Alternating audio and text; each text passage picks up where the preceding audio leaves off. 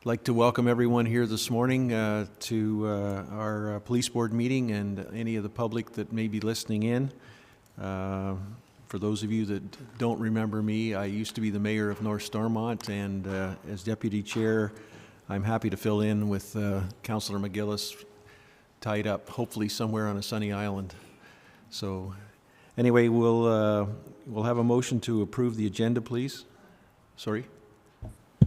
Perhaps before we approve the agenda, what we would like to do, or recommending in absence of Councillor McGillis, that the appointment of chair and vice chair get deferred to our next meeting. Certainly, yeah.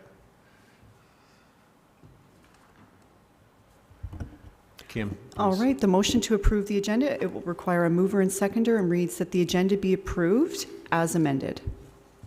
Can I have a seconder? Jim Actonel. Any discussion? All those in favor? Carried. We'll move past the nominations and the motion to regard to adopt the minutes of November 21st. It reads that the minutes of the meeting held November 21st, 2024 be adopted as presented. Can I have a seconder? Todd? Any discussion? All those in favor? Carried. Any pecuniary interest disclosure? Seeing none, we don't have any presentations or consent, so we'll move to the OPP report. Mark, please. Thank you, Mr. Chair. Good morning, everybody. Certainly, Mr. Chair, through you, just before I begin my report, I simply would like to acknowledge through you to the board and through the community during my absence over the last 9.5, 10 months. Inspector Simon Hardy has been filling in as the detachment commander and has been presenting himself in front of the board, interacting with the board.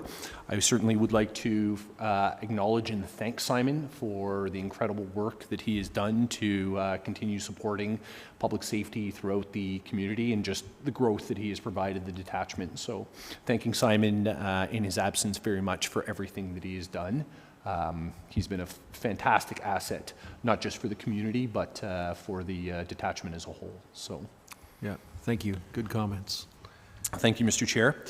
Just quickly taking you through the report, Mr. Chair. Upon my review, my first comment would certainly be that if we look at the trends. Just looking at the traffic-related ones, I realize that our overall traffic safety stats, those proactive ones, have dipped from previous years. I would certainly tell you that, as from 2022, 23, 24, that we did see significant increases year over year. For 2025, we have experienced some staffing challenges as they ebb and flow in policing at the moment. But I am hoping that in our next quarterly report, we will see that them stabilize once again and us return to those pre-2024 numbers, because they were a very, very positive contributor to overall road, trail, and waterway safety for the detachment. So just highlighting that on page 2 for your attention, just in case the board has any questions about that. Also for page number 3, Mr. Chair, just bringing up that yes, there has been an increase in violent crime. We're looking at an 11.2% increase. Again, as I've always told the board, I am always cognizant about percent increases. When we look at the overall reports, depending on the number of crimes that we do have, right? An increase of 3, 4, depending on the category, can sway the numbers heavily. So although there is an 11.2 increase in overall violent crimes and how those are categorized in our system and by Statistics Canada, there's no need for alarm. We still remain on par and very steady. We still rank as one of the safest communities in Canada. To be living within the United Counties, so no need for alarm. Just in case anybody's looked at that. Happy to see that for our first half of the year that we are trending downwards in all of our motor vehicle collisions. That includes fatals, property damage, and non-fatal collisions, which is a very good thing. I can report, Mr. Chair, that although the detachment has had an aggressive strategy for trying to reduce the amount of motor vehicle collisions that we have, not only on the roads and highways that the motoring public uses, but also on the trails and waterways, that East Region has adopted a full traffic plan, because within the OPP we are seeing motor vehicle collisions, particularly fatal ones, trend upwards. So there's a concentrated strategy right across the organization, in particular East Region, to really address those problem areas, which I think will be a good thing. It gives us some additional oversight. I know that in our past meetings, certainly a large topic of conversation has always been Highway 38. And to my knowledge and recollection, in the statistics I ran last night during the reporting period, we haven't seen any serious collisions on the 138. So that strategy, or those strategies that we have put in place for the 138 seem to be working, and I'm hopeful that we will continue and they continue to work.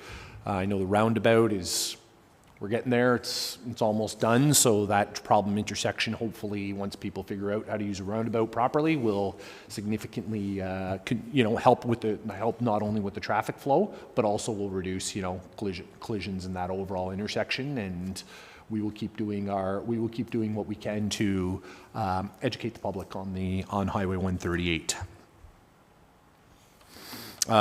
Just highlighting on page 5, always happy to see that. Our officers are acting in a professional and ethical way. So complaints year over year are down. I'm always happy to see that. I can say, Mr. Chair, that having been the superintendent or acted as the superintendent in our Office of Professionalism, Respect, Inclusion, and Leadership, I was privy to see some of the complaints that come in of the behavior of some of our officers across the province, and very proud to say that our members in SDG act in a very professional and ethical way on day in and day out, because unfortunately that is not the case across the organization always. So very happy to see that.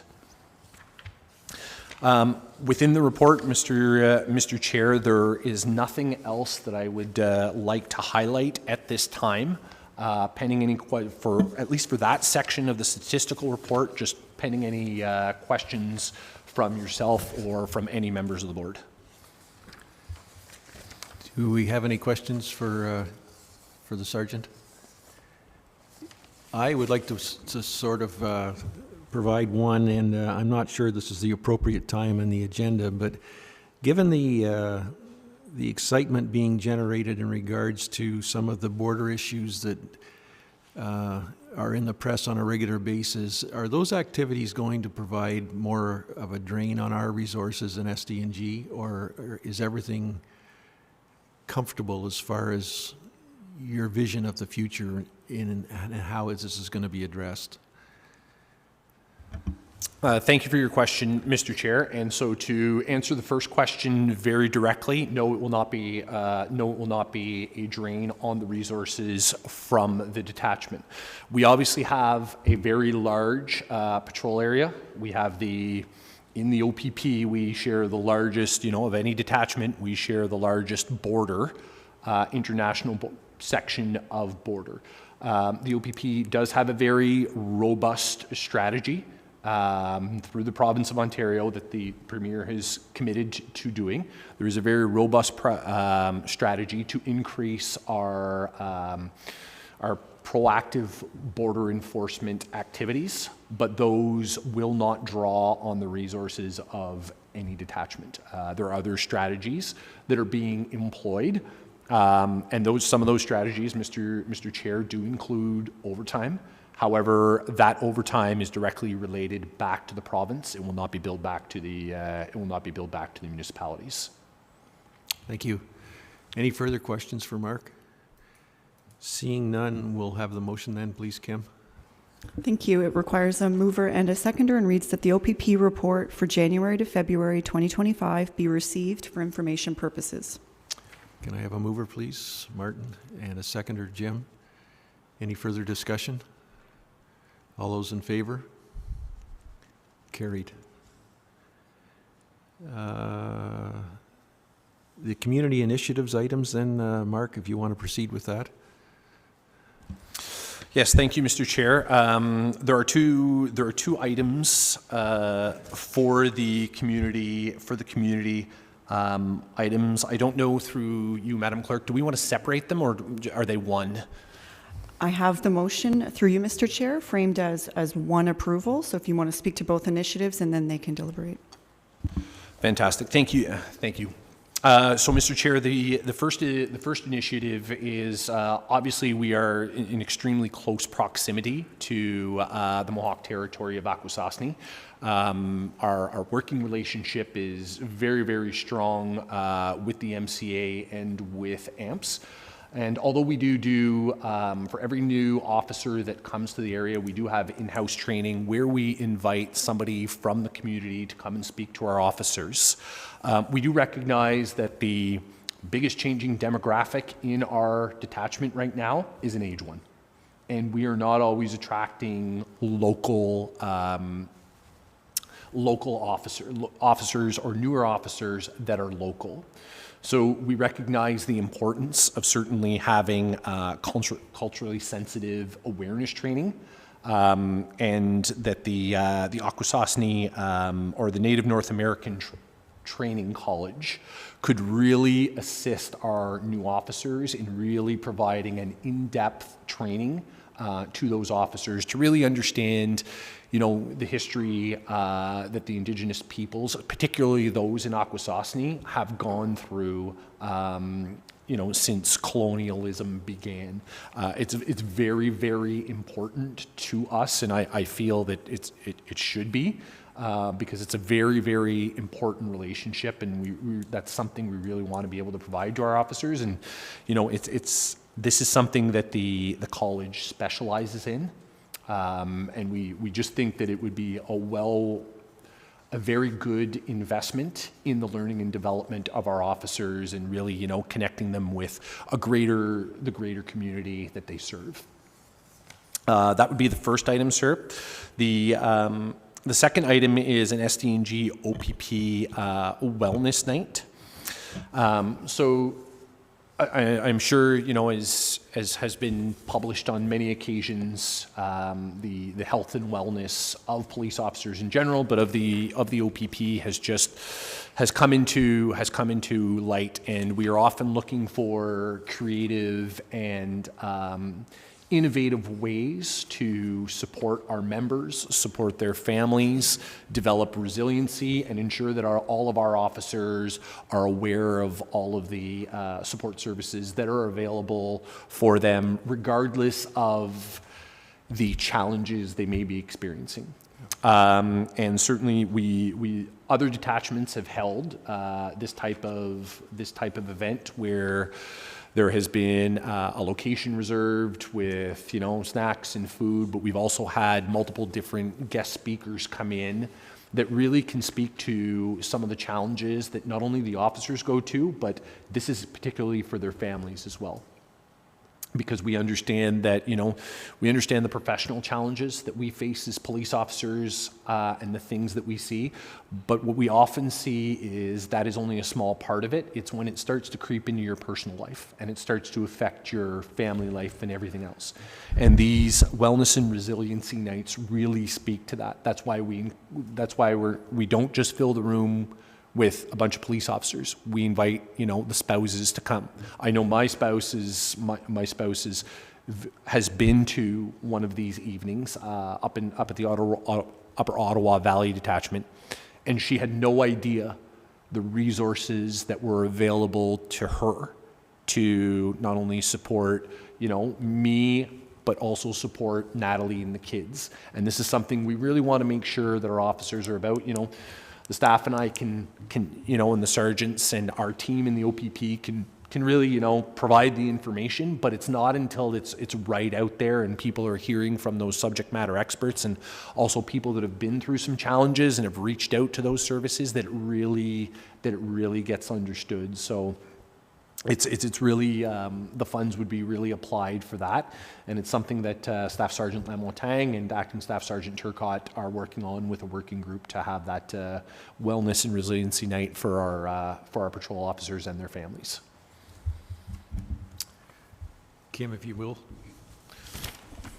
There's a proposed motion through you, Mr. Chair, that requires a mover and seconder and reads that the SDG Police Services Board approve that $4,986.50 be allocated to the SDG OPP's Cultural Sensitivity and Awareness Training and OPP Wellness Nights to be funded from the 2025 Community Initiatives budget. Can I have a mover, please? Todd? A seconder? Martin? Any discussion? I think I'd like to just comment on this, if I might, that I think, evolution needs to be a really positive process, and 20 years ago, we're probably not having this discussion, and it speaks to not only verifying what an important aspect it is to our staff members, but just the progress in general of having support out there and allowing everybody to maximize their skills with that support. So I think it's a very valid opportunity for us to invest. So that being said, all those in favor? It's carried. Kim, sorry, did we have a second motion there, or? That's it? Yeah, $4,986 total for the two initiatives. Okay. So, Yeah,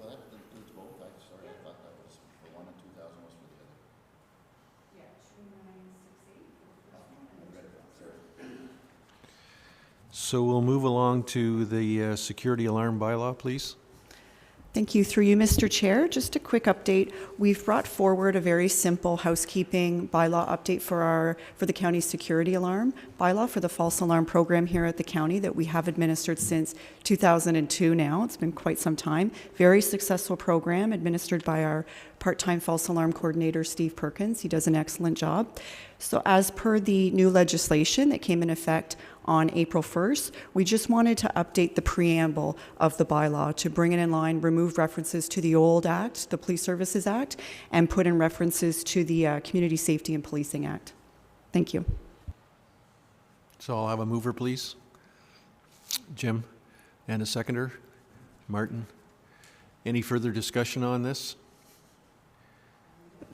And the motion reads that the Stormont, Dundas, and Glengarry Police Services Board approve the updated Police Services Board security alarm bylaw.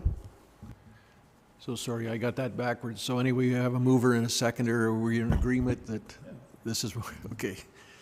It's a rookie move here. No further discussion. All those in favor then? Thank you. We have no correspondence or new business and nothing in camera. So we have a motion to adjourn. It reads that the meeting adjourned to the call of the chair. Todd, would you like to move that for us? Thank you. Seconder, Jim. All those in favor? Carried. Thank you very much.